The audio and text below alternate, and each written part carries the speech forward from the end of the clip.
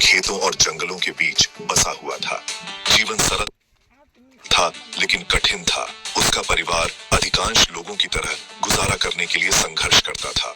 अर्जुन के पिता खेतों में अथक परिश्रम करते थे, जबकि उनकी माँ घर पर कड़ी मेहनत करती थी।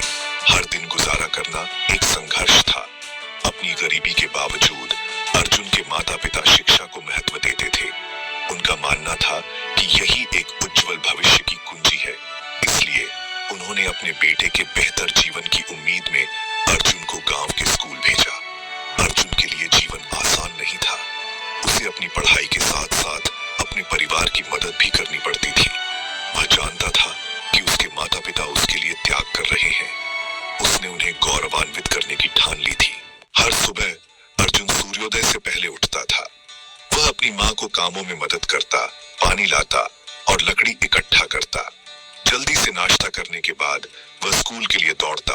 उसके नंगे पैर मिट्टी की सड़क पर धूल उड़ाते। स्कूल अर्जुन के लिए एक आश्रय स्थल था। उसे सीखना बहुत पसंद था। उसका दिमाग एक स्पंज की तरह था, जो उसके शिक्षकों और किताबों से ज्ञान सोखता था। उन्होंने अपनी पढ़ाई में उत्कृष्ट प्रदर्शन किया। ज्ञान की उनकी प्यास अतृप्त थी। स्कूल के बाद अर्जुन फिर से अपने परिवार की मदद करने के लिए घर लौट आया। वह अपने पिता के साथ खेतों में काम करता, फसलों की देखभाल करता। शाम को मिट्टी के तेल के दिए की मंद रोशनी में वह चुनौतियों के बावजूद उत्कृष्ट प्रदर्शन करने के लिए दृढ़ संकल्पित होकर पढ़ाई करता। अर्जुन और अधिक सीखने के लिए तरसता था, लेकिन गांव के स्कूल में सीमित संसाधन थे। किताबें दुर्लभ थीं और पुस्तकालय में मुट्ठी भर फटी हुई किताबें थीं।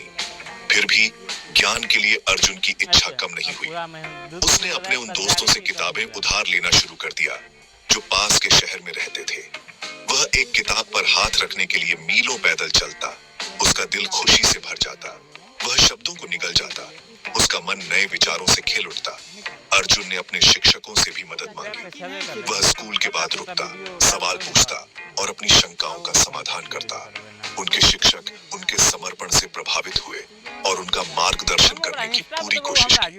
भाग 4, जीवन बदल देने वाली मुलाकात। एक दिन एक प्रसिद्ध विश्वविद्यालय के प्रोफेसर अर्जुन के गांव आए। वह वहां एक स्थानीय त्योहार में शामिल होने आए थे। ग्रामीण अपनी प्रतिभा दिखाने के लिए इकट्ठा हुए थे।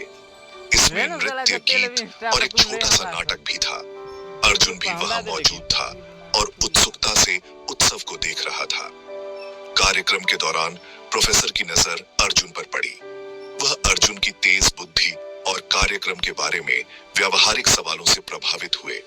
प्रोफेसर इस गांव के लड़के के बारे में जानने के लिए उत्सुक थे। उन्होंने अर्जुन की कठिन परिस्थितियों, ज्ञान की प्यास और सीखने के प्रति समर्पण के बारे में जाना। प्रोफेसर ने अर्जुन में एक चिंगारी देखी, एक ऐसी क्षमता जिसे पोषित करने की प्रतीक्षा थी। भाग 5, सपनों का शहर। अर्जुन की कहानी से प्रभावित होकर प्रोफेसर ने मदद करने का फैसला किया। उन्होंने अर्जुन को शहर के विश्वविद्यालय में पढ़ने के लिए छात्रवृत्ति की पेशकश की। यह जीवन बदलने वाला अवसर था। गरीबी के चक्र से मुक्ति पाने का मौका था। अर्जुन पहले तो हिचकिचा रहे थे। उसने पहले कभी अपना गांव नहीं छोड़ा था।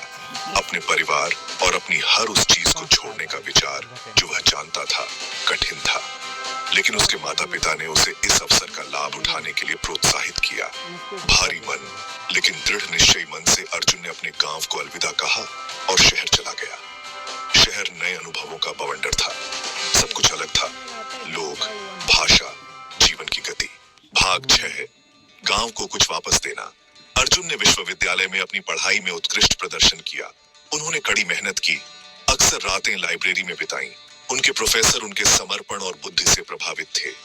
उन्होंने सर्वोच्च सम्मान के साथ स्नातक की उपाधि प्राप्त की। उनका हृदय अवसर के लिए कृतज्ञता से भर गया। अर्जुन आगे चलकर एक सफल वैज्ञानिक बने। उनके शोध और खोजों ने उन्हें पहचान और प्रशंसा दिलाई। लेकिन अर्जुन अपनी जड़ें कभी नहीं भूले। वह अपने गांव के संघर्षों को कभी नहीं भूले। अर्जुन अपने गांव लौटे, एक प्रसिद्ध वैज्ञानिक के रूप में नहीं, बल्कि मिट्टी के लाल के रूप में। उन्होंने अपने गांव की मदद के लिए अपने ज्ञान और संसाधनों का उपयोग किया। उन्होंने स्कूल को बेहतर बनाने में मदद की, नई किताबें और उपकरण लाए। उन्होंने ग्रामीणों को स्वच्छ पानी और बिजली उपलब्ध कराकर भी उनकी मदद की। अर्जुन की कहानी हम सभी के लिए प्रेरणा है। ये हमें सिखाती है कि गरीबी और कठिनाई दृढ़ संकल्प की देखो